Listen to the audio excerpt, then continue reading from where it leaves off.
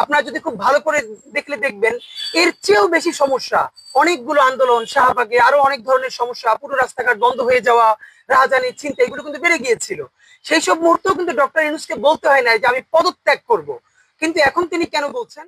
আসসালামু আলাইকুম প্রিয় সাংবাদিক ভাই ও বন্ধুরা, আপনারা জানেন যে আমরা অত্যন্ত একটা সংকটকালীন সময়ের মধ্যে পড়ে গেছি এবং আমাদের কাছে কোনো প্রতিষ্ঠানের বা রাষ্ট্রের কোনো গুরুত্বপূর্ণ জায়গার কনক্রিট কোনো তথ্য নাই এবং থাকাটাও সমীচীন না। আমাদের তো অ্যাক্সেস নাই, কিন্তু সাধারণ আরো 10 জন নাগরিকের মাধ্যমে আমরা বাহিরে যেসব তথ্য পাই, আমরা যেসব বক্তব্য বুঝি, এগুলো রিডিং এর মধ্য দিয়ে আমরা যেটুকু একটার সাথে একটা কানেক্টেড ফিল করি, কানেকশনটা বুঝতে পারি। আমরা মনে করলাম জাতির এই মুহূর্তে প্রত্যেকটা রাজনৈতিক দল তার অনেক কিছু জানা সত্ত্বেও তাদের নিজেদের কারণেই সেটা প্রকাশ করছে না। এমনকি বিভিন্ন স্টেক হোল্ডার যারা অনেক কিছুই জানে কিন্তু প্রকাশ করতে চাচ্ছে না। তা আমরা মনে করি এত হিসাব নিকাশ বা এত ক্যালকুলেশন করে বাংলাদেশের মানুষ জুলাই যুদ্ধে নামে নাই। সুতরাং যারা জুলাইয়ে জীবন দিয়েছে, যারা আহত হয়েছে, অগণিত মানুষ, আমরা চেয়েছিলাম এখানে আমরা অবস্থাটা বুঝতে, আমরা বক্তব্য না দিতে এই জায়গাটায়, কিন্তু আমাদেরকে তারা অসংখ্য মানুষ আমাদেরকে জানিয়েছে যে আমরা যেভাবে খুবই খোলা চোখে সাদামাটা ভাবে স্পষ্ট ভাবে বুঝতে চেষ্টা করি এবং বলতে চেষ্টা করি, তারাও এই সংকটে আমাদের ভাবনাটা বুঝতে চান। তো সেক্ষেত্রে শুধুই সমস্যা বলো না, এই সমস্যাগুলো কারা তৈরি করলো, এটার সাথে দিল্লির কিভাবে কানেকশন তৈরি হলো, এবং সর্বশেষে জাতীয় ভাবে আমরা আবার কিভাবে ঐক্য করে আমরা কিভাবে এই সমস্যা মোকাবিলা করতে পারি, এখানে আমাদের সুনির্দিষ্ট কিছু প্রস্তাবনা আছে। ভাই ও বন্ধুরা, আপনাদেরকে আমরা স্পষ্ট জানাতে চাই, এই যে আজকের যে ক্রাইসিস আপনারা দেখছেন, যে ডক্টর ইউনূস সাহেব বলেছেন যে উনি পদত্যাগ করতে চান, উনি যে 48 ঘন্টা একটা সময় নিয়েছেন, সেই 48 ঘন্টা আজকে শেষ হয়ে যাবে, এর মধ্যে রাজনৈতিক দলগুলোর বিভিন্ন কার্যক্রম। তো এই ক্রাইসিসটা ঠিক কখন শুরু হলো? আপনারা যদি খুব ভালো করে দেখলে দেখবেন এর চেয়েও বেশি সমস্যা, অনেকগুলো আন্দোলন, শাহবাগে আরো অনেক ধরনের সমস্যা, পুরো রাস্তাঘাট বন্ধ হয়ে যাওয়া, রাহাজানি, চিন্তা, এগুলো কিন্তু বেড়ে গিয়েছিল। সেই সব মুহূর্তেও কিন্তু ডক্টর ইউনূসকে বলতে হয় না যে আমি পদত্যাগ করব, কিন্তু এখন তিনি কেন বলছেন?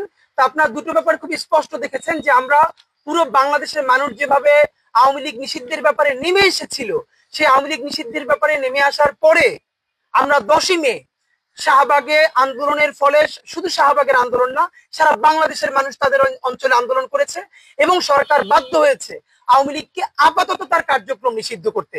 আপনারা জানেন এই বাংলাদেশের মধ্যে অনেকে যেরকম বলে ডিপ স্টেট হোক বা অন্যান্য স্টেট হোক, আওয়ামী লীগের শুধু আইকনটা এখান থেকে পালিয়েছে, ফ্যাসিস্ট আইকনটা। এখানে তাদের পুরো এস্টাবলিশমেন্ট, সেনাবাহিনী বলি, পুলিশ থেকে বলি, বিউরোক্রেসি থেকে বলি, এবং খোদ আমাদের উপদেষ্টা পরিষদের মধ্যে পর্যন্ত তাদের এস্টাবলিশমেন্ট রয়ে গেছে, যারা কোনো না কোনো ভাবে নেগোসিয়েট করবার চেষ্টা করছেন যে আওয়ামী লীগকে নিষিদ্ধ না করে বরং কিভাবে তাকে দলে ফিরিয়ে আনা যায়, নির্বাচনে ফিরিয়ে আনা যায়। এর প্রমাণ হিসেবে আমরা উপদেষ্টাদের মধ্যে বক্তব্য দেখেছি কখনো গুড আওয়ামী লীগ, ব্যাড আওয়ামী লীগ, এই কথা নিয়ে তারা বলতেন। তারা নির্বাচনে, ইভেন ডক্টর ইউনূসও কোনোভাবে বলেছেন যে নির্বাচনে তারা আসবে কিনা এটা জনগণ সিদ্ধান্ত নেবেন।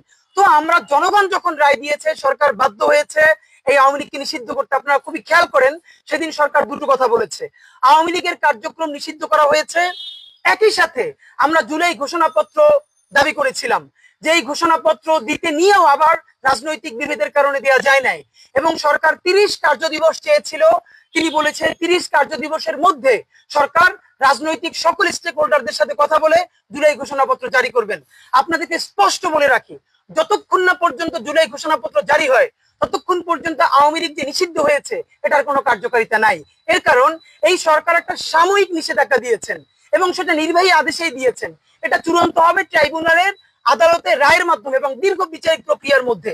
তো কালকে বা পরশু যদি নির্বাচন হয়ে যায়, পরের যে কোনো সরকার এসে দিল্লির প্রেসক্রিপশনে যদি সেই সাময়িক প্রত্যাহার তুলে নেয়, তাহলে কিন্তু আওয়ামী লীগের ফিরে আসতে আর কোনো বাধা নাই। দ্বিতীয়ত আপনাদেরকে জানাই, জুলাই ঘোষণাপত্র যদি না হয়, শুধু ঘোষণাপত্র হলেই হবে না, সেই ঘোষণাপত্রকে সাংবিধানিক মর্যাদা দিয়ে জুলাই সনদ প্রকাশ করতে হবে। সেটা না হলে ঠিক সিপাহী বিপ্লবে, এই বিপ্লবে অংশগ্রহণ করার অপরাধে আমাদের হাজারো লক্ষ, আমাদের বাবা, আমাদের ভাই, আমাদের পূর্বপুরুষ জগন্নাথ বিশ্ববিদ্যালয়ের সামনে বাহাদুর শাহ পার্কে তাদেরকে গাছের সাথে ঝুলিয়ে শুধু ফাঁসি দেওয়া হয় নাই, দিনের পরে দিন তাদের লাশটা ঝুলিয়ে রাখা হয়েছিল, যাতে ব্রিটিশদের বিরুদ্ধে আর কেউ কোনোদিন আন্দোলন করার সাহস না দেখায়। আপনাদেরকে স্পষ্ট জানিয়ে রাখি, যদি জুলাই ঘোষণাপত্র না আসে, যদি জুলাই সনদ তৈরি না হয়, তাহলে যত শহীদ পরিবার আছে, যত আহত যোদ্ধা আছে, যাদের ভিডিও আছে, ছবি আছে, যারা জুলাইয়ের পক্ষে অবস্থান নিচ্ছে, আজ হোক 20 বছর পরে হোক, দিল্লি এবং এই আওয়ামী লীগ মিলে তাদের উপর আরেকটা কচুকাটা করবেই করবে, এবং এর মধ্যে কোনো পার্থক্য নাই। এটা জানতে হলে আমাদেরকে মাত্র 100-150 বছর আগে যে সিপিআই বিপ্লব হয়েছে আমরা সেটা থেকে শিক্ষা নিতে পারি। আমি আপনাদেরকে যেটা স্পষ্ট আমরা বলতে চাই, এই জুলাই ঘোষণাপত্র যদি তৈরি হয়ে যায়, তার মধ্যে রাজনৈতিক স্পষ্ট সমঝোতা থাকবে, আর কোনোদিন বাংলাদেশে আওয়ামী লীগকে তার নামে ফিরতে দেওয়া হবে না। এখানে দিল্লির প্রেসক্রিপশনে আর কোনোদিন রাজনীতি করতে দেওয়া হবে না। বাংলাদেশের কোন রাজনৈতিক দল নিজের ক্ষমতাকে কুক্ষিগত করবার জন্য স্বাধীনতা সার্বভৌমত্ব অন্য কোনো দলের কাছে, অন্য কোনো দেশের কাছে বিকিয়ে দিতে পারবে না। এবং সেই জুলাই ঘোষণাপত্র সাংবিধানিক মর্যাদা পেলেই তখন এই আওয়ামী লীগের নিষেধাজ্ঞা চূড়ান্তভাবে কার্যকর হবে। দ্বিতীয় আর একটা টেকনিক্যাল ব্যাপার হলো, জুলাই ঘোষণাপত্র যদি এই সরকার না করে সে নির্বাচন দিয়ে দেয়, তাহলে পরে যেটা হবে, আইসিটি যার কাছে এখন আওয়ামী লীগের বিচার শুরু হবে। বাংলাদেশের এমন কোন বিচারক নাই যে সরকারি যদি তাকে জুলাই ঘোষণাপত্রের নিশ্চয়তা না দেয় সে আওয়ামী লীগকে নিষিদ্ধ করার চূড়ান্ত রায় দিবে। বাংলাদেশে এমন কোন বিচারপতি নাই। সুতরাং তখন দেখা যাবে আদালতে গিয়েও আওয়ামী লীগ কিন্তু জিতে যাবে এবং তাকে নিষিদ্ধ করা যাবে না। আমরা আপনাদেরকে স্পষ্ট মনে করিয়ে দিতে চাই, এই সরকারের মধ্যে যারা আওয়ামী এস্টাবলিশমেন্ট ছিল, দিল্লির সেবাদার ছিল, তাদের প্রথম নৈতিক পরাজয়টা হয়ে গেছে আওয়ামী লীগকে নিষিদ্ধ করার মধ্য দিয়ে। এখন তাদের আর একটা মাত্র কাজ, তাদের সর্বশেষ কাজ বাকি। এটা যদি করতে পারে তাহলে তারা মোটামুটি টিকে থাকবে, আর নয়তো তাদের পুরো মেরুদণ্ড ভেঙে যাবে। সেটা হলো জুলাই ঘোষণাপত্রকে ব্যাহত করা। যদি তারা জুলাই ঘোষণাপত্রকে আটকে দিতে পারে তাহলে তারা যে কোনো ভাবে কামব্যাক করতে পারবে। আজকে থেকে আপনাদেরকে জানাই, 30 কার্য দিবস, এর মানে আগামী 25শে জুন এই 30 কার্য দিবস শেষ হয়ে যাওয়ার কথা, যার মধ্যে জুলাই ঘোষণাপত্র হবে। এবং ইতিমধ্যে 10 দিন শেষ হয়ে গেছে, আর 20টা কার্য দিবস আছে। এর মধ্যে সরকার তার কোনো রেগুলার অ্যাক্টিভিটি শুরু করতে পারে নাই, তাদেরকে করতে দেওয়া হয় নাই, বিভিন্ন আন্দোলন বা বিভিন্ন কথা বলে। আপনাদেরকে স্পষ্ট বলতে চাই মূল সমস্যাটা কোথায় হয়েছে। একদম এটা আমি বললেও আপনারা বুঝবেন, আপনারা না বললেও বুঝবেন। এই 10 মাস পরে এসে সেনাবাহিনী এবং সরকার এই কথাগুলো বলা আমাদের জন্য অত্যন্ত, আমাদের জন্য বিপজ্জনক। কিন্তু দেশ ও জাতির প্রয়োজনে কাউকে না কাউকে সেই বিপজ্জনক কাজটা করতে হবে। আমরা বাংলাদেশের স্বার্থে, দেশ ও জাতির স্বার্থে সেই বিপজ্জনক কাজটা করলাম। আমাদের জীবনের বিনিময়ে হলেও যদি বাংলাদেশ এবং জুলাই বেঁচে যায় তাহলে আমাদের কোনো আফসোস নাই।